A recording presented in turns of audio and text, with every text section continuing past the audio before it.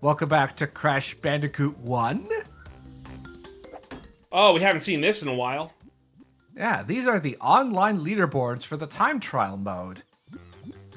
Obviously, this technology was not exactly available back in the late 90s, at least not on PlayStation. Take that, Fearful Ferret. I just barely beat your time. I suspect Ghost, whatever it was, is definitely cheating this. Oh yeah, leaderboards are full of cheaters. It's only Yeah. speedrun.com that has proper leaderboards. So as I was demonstrating there earlier,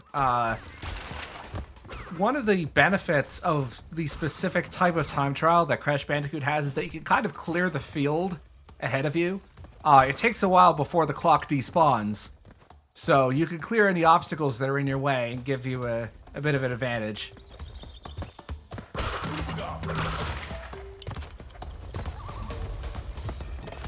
And it's just straight run to the end. You don't have a box limitation or anything like that. No. Although, I mean, of course, there is the obvious expectation of breaking the timed boxes that stop the clock for 1, 2, or 3 seconds. And you really want to hold on to invincibility here.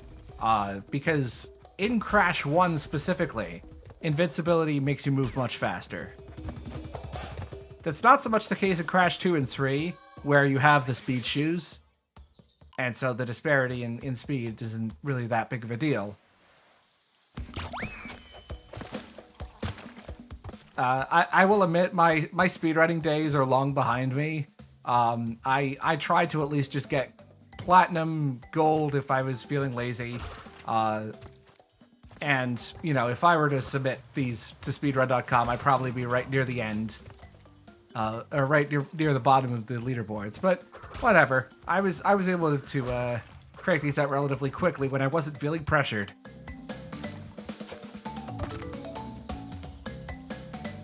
It's a good spend a few minutes, trying to hone your skills kind of thing. Yeah, although I would recommend checking out the actual time trial leaderboards, because it's not just the technical aspect of it, but also the exact timing of the cycles that the speedrunners rely on, and the fact that they're able to memorize that and have like specific routines going into that it's really impressive. This level as well, like it gets to a point where in Upstream you can basically go through almost the entire level without stopping if you time it right.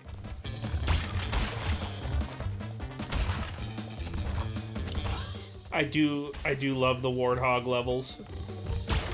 Yeah, and there is a surprising amount of competition on the leaderboard for what is essentially an auto-scroller.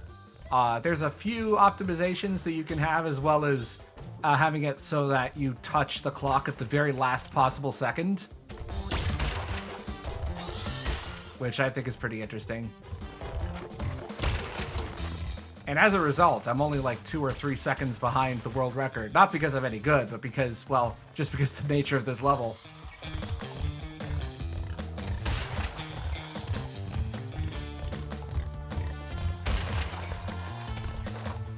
Whee!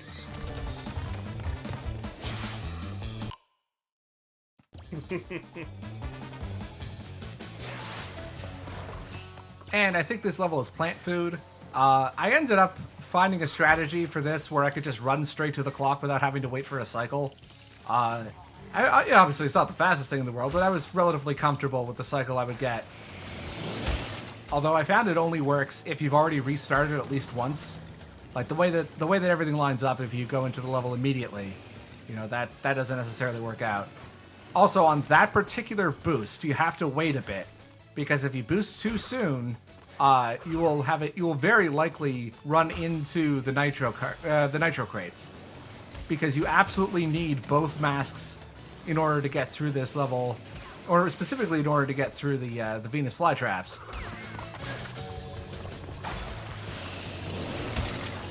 Because if you remember, when we did this normally, we had to like double back to clear out all of the plants, but we ain't got time for that.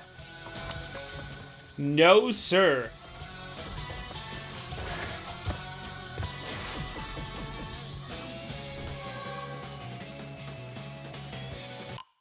There are also developer times that are listed. There's nothing, you don't get anything special for beating the developer times. It's there for bragging rights. It's not like there's some extra secret beyond platinum relic. Except in Crash 4, where there is, in fact, a secret beyond developer time relic that's hidden and is required for 100% completion. The Donkey Kong Country or Donkey Kong 64 comparisons just keep coming. The sweater grips your body ever tighter. Graham, measure me next time.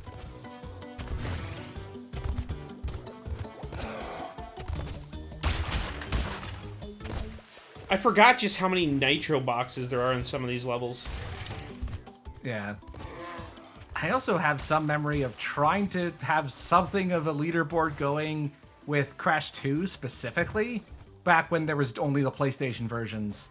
It didn't work well, because I remember I insisted on splitting the categories relative to how many masks you brought into the level. I was like 13 or something. I didn't know what I was doing. And here is Snow Go. The clock is actually pretty far into the level. So we can go out and clear these penguins first. You don't want to clear out that box, though, because that's actually a time box.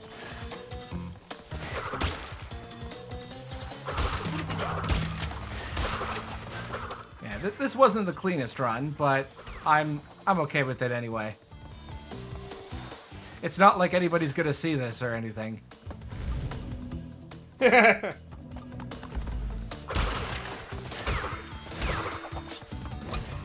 There are certain techniques, like with the slide spin, I haven't quite figured it out.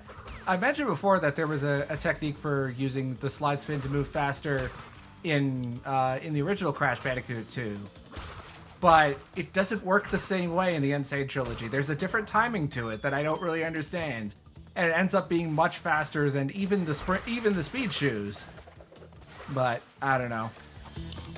Anytime I ask the speedrunning Discord for advice, their biggest piece of advice seems to be, oh, it's just instinct.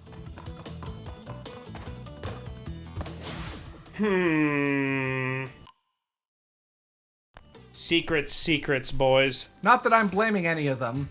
They're fine people, and they are probably going to watch this video. So I mentioned that the bazooka has a specific use in time trials. The clock is a physical object which you have to touch, but you could use the fruit bazooka to touch the clock and save about half a second.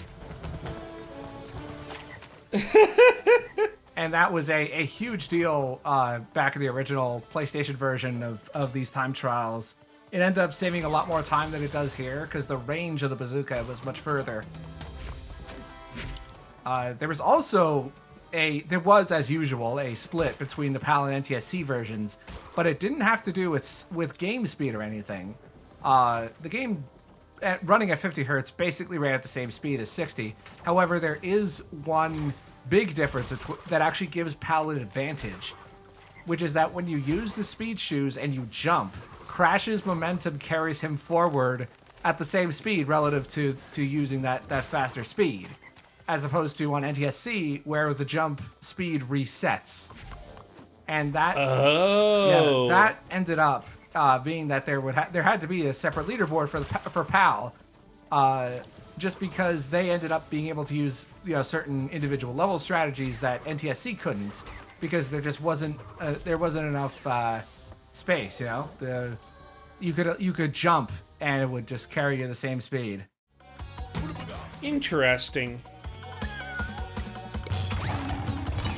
Now, the Pura levels end up being crazy when you're doing time trial, because Pura has infinite sprint.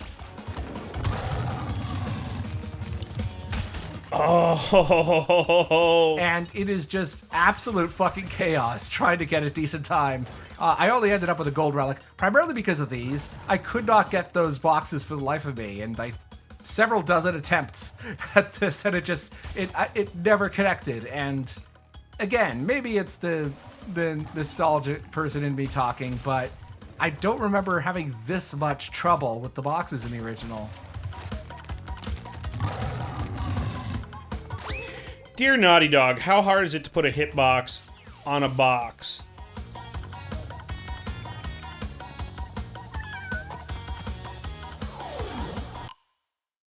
Thankfully, the clock stops as soon as Pura hits the ground. And now here's a really interesting thing with the bazooka. Those boxes right behind the start give you about 6 free seconds if you can hit the fruit bazooka. So just based on that, it is absolutely intentional that you were able to hit the clock with the bazooka.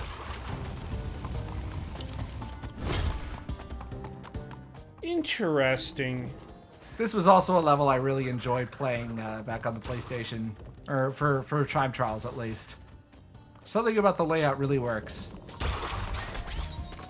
It's also a great example of how the more advanced speedrunners can manipulate the cycle to make sure that they basically never have to stop for these doors.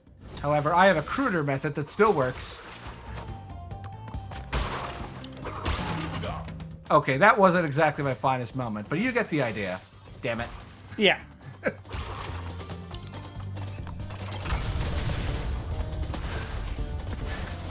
Trying to remember one of the forums that I used. I think was it Neoseeker. It was one of the older pre-speedrun.com leaderboards from the early to mid 2000s. Did not predate Speed Demo's archive though. Because that was actually that's been around since 1998.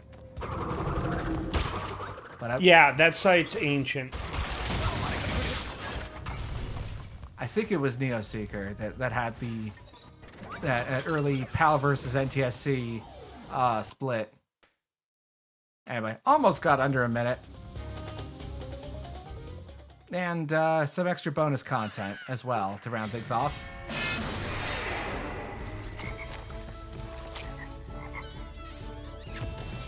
Some slightly different death animations for Coco.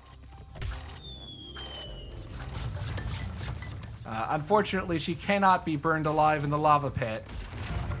They kind of whipped out there. And also with the TNT explosions, instead of having body parts behind, it just all disappears. Pterodactyl still carries her away. Nice touch.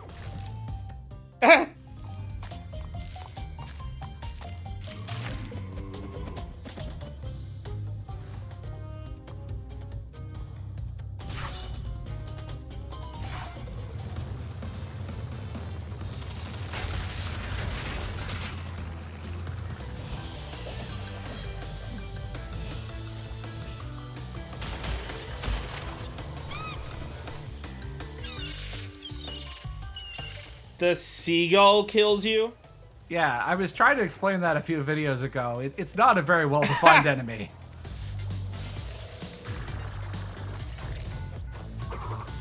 So this is something I actually never knew about. These shells, the sides of them are fiery, and you will get burned.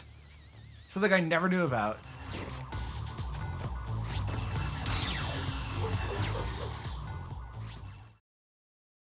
And with that, I believe I've covered all of the death animations. Or at least the vast majority of them. The things you hope you never see in the game, but are hilarious when you do. Exactly. So, we got one more video left, where we're going to be getting the true ending of the game, as well as looking into the Future Tense DLC level. Looking forward to that. Should be a great time. Beautiful.